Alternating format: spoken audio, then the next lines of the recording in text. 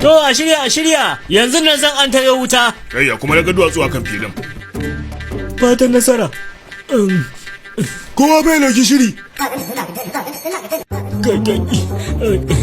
A'a, Susa kuma ga koma kamar wani wanda aka fesa wa kaikayi. Ka daina bata mana lokaci mana. Ka jefa abu da wuri da Allah kan lokacin rashin sa'a ita da mu. Baba ka jira mana to. Domin shi na shine idan na jefa bal din. Shi wannan katakon sai ya karye. Ka zuba ido ka gani. To ba sai mu gani ba. Addu'ar neman sa'a. Da fatan za mu samu nasara. Jinjina ga shi ba. Iya. Kai ya kai kwallon ya bata iye. Ai makalewa ya a cikin buje na. Kai, a bujenka kuma kowane hali ya shiga.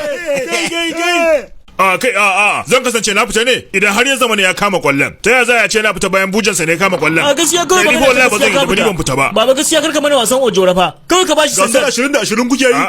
Nawa aka ci ne? Ina na 0 da 0 muke. Ba biki ba addu'a saboda ka ba mu da aiki. Gasar ta zubar muke yi. Kai fa mana baki. Yanzu muna cikin watan sa'a ne ko ba haka ba? Ku suwaye kuma me kuke so? Wata sadaukarwa muke so ku yi mana. Ga wannan wace irin sadaukarwa kenan? Sadaukarwa ta mahacandi.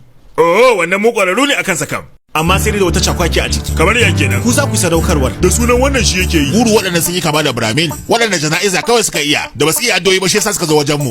Ku da kuka rasa aiki. Wanda hakan ne yasa kuka zo nan kuna wasa. Mu mun kawo muku aiki shine za ku zage mu? Kaga mu je mu nemo ta tawaga.